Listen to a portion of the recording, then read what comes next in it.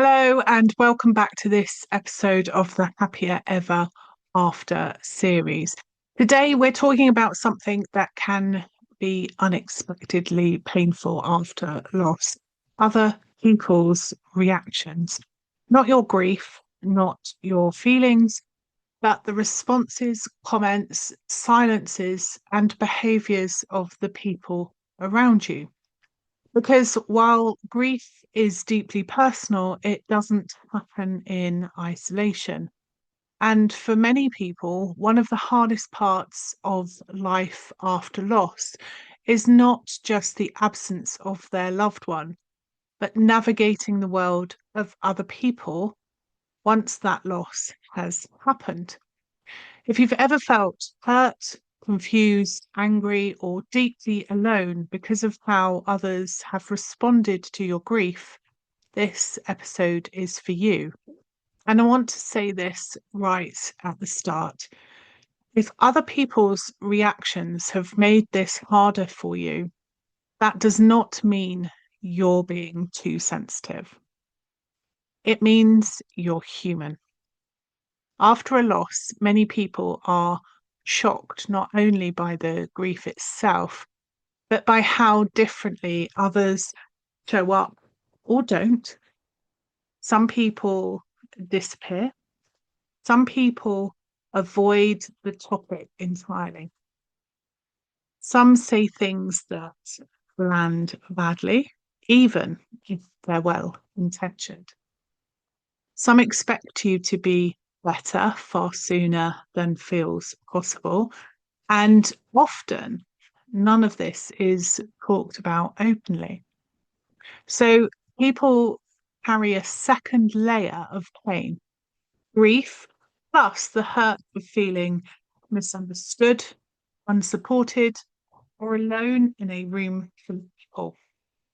One of the most common experiences after loss is a sense that people don't know what to do with you anymore.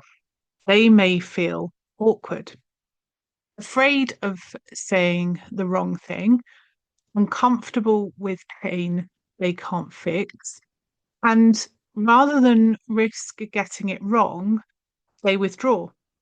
That withdrawal can feel deeply personal. You might find yourself thinking, did I do something wrong? Have I become too much? Do people not care anymore? I want to gently pause that line of thinking. Most people are not withdrawing because you don't matter. They're withdrawing because grief makes them face things they'd rather avoid: loss, vulnerability, mortality, their own fears. That doesn't make it okay, but it does help explain why it happens. Another common experience is being met with platitudes, phrases like, they'd want you to be happy. Everything happens for a reason. At least they're no longer suffering. You're so strong. These comments are often meant to comfort, but they can land as minimizing, dismissive, or painfully out of sync with where you are, especially when you're not feeling strong or grateful or ready to think about happiness. If you've ever felt irritated, hurt, or angry when someone said something like this, you're not unkind or ungrateful. You're responding to a mismatch. Grief doesn't need reframing in the early or middle stages. It needs witnessing. And many people simply don't know how to do that. Another reaction that can be particularly painful is when people stop mentioning your loved one. They stop saying their name. They avoid memories. They change the subject if you bring them up. Often, this is done out of fear, fear of upsetting you, fear of reopening wounds. The impact can be profound because it can feel like your loved one is being quietly erased. and that can bring up a deep sense of loneliness. You might feel as though you're carrying something precious that has nowhere to go. I want to say this clearly. It is okay to want your loved one to be remembered. It's okay to want their name spoken. It's okay to feel hurt when that doesn't happen. You're not clinging to the past. You're honoring a relationship that mattered. Another layer of complexity comes when people project expectations onto you of grief. They may have ideas about how long it should last, what it should look like, what you should be doing by now. These expectations are rarely spoken outright, but they're often felt. You might notice people becoming less patient, less attentive, more eager for you to move forward. And when you don't meet those expectations, you may feel judged or like you're failing. This can create pressure to perform, to pretend that you're okay, to edit yourself, and to hide parts of your experience. And that can be incredibly isolating. I want to be very clear here. You are not responsible for managing other people's discomfort around your grief.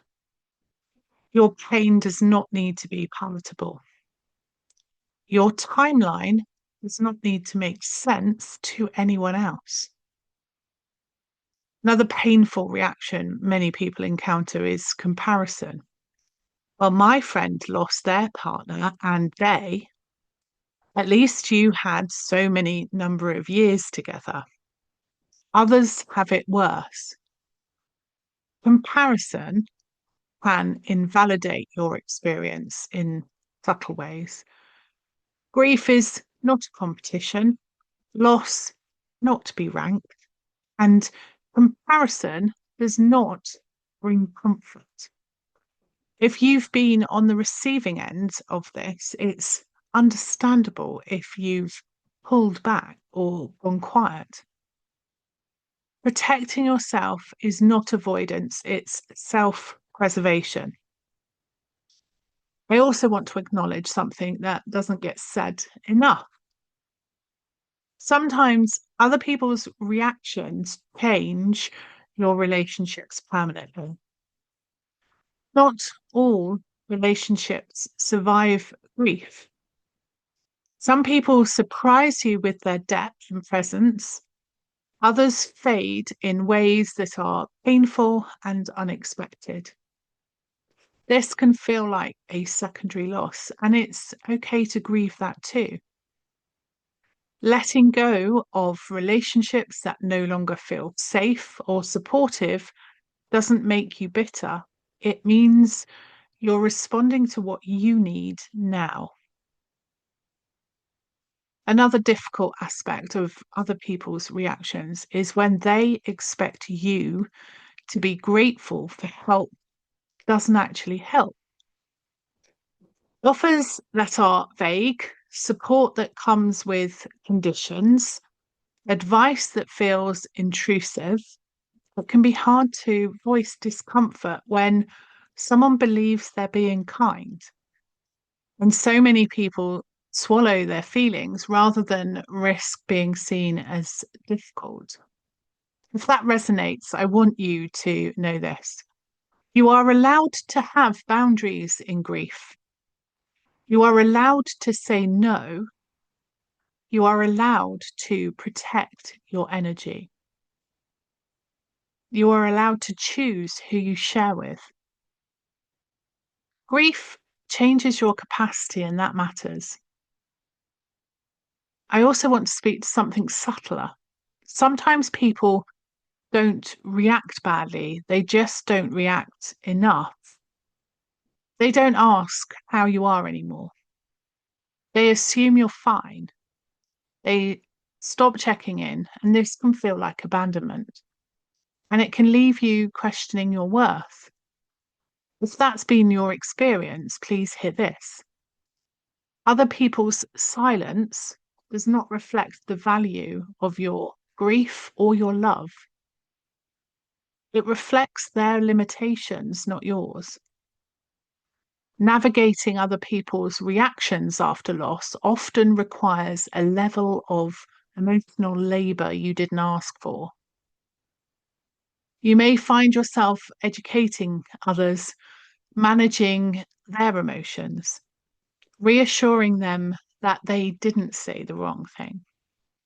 That can be exhausting, and it's okay to step back from that. You don't owe anyone an explanation for how you grieve. I want to gently remind you of something. You are allowed to change how you relate to people after loss. You may need more honesty, more space, more depth, or fewer interactions altogether. That's not a failure of character, it's an adjustment to a changed life. If, as you're listening to this, you feel sadness, anger, or relief at having this named, pause for a moment. Notice your body, notice your breath, notice that you're not alone in this experience. Many people struggle with other people's reactions after grief.